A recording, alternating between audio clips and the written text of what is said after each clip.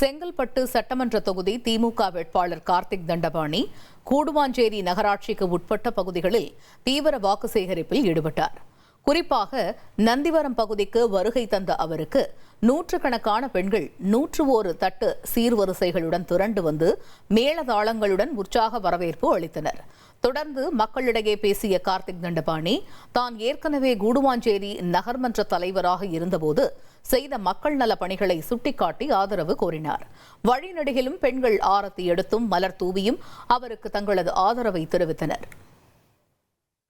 ஆரவாரமாக எழுச்சியாக வீட்டில இருந்து நீங்க தான் கட்டாயம் வெற்றி பெறுவீங்க அப்படின்னு சொல்றாங்க. அப்போ ஒரு அம்மா சொல்லிட்டு போனாங்க, இது உன்னுடைய வெற்றி இல்லப்பா, இந்த ஊருடைய வெற்றி, நந்திவரம் கூடுவாஞ்சேரியோடைய வெற்றி. இந்த ஊர்ல இருந்து முதல் முறையா ஒருத்தர் சட்டமன்ற உறுப்பினரா வரணும்ன்றதுக்காக நாங்க கட்சி பாகுபாடு இல்லாம பாக்குறோம்பா அப்படின்றாங்க. இனி செல்லும் இடமெல்லாம் செய்தி.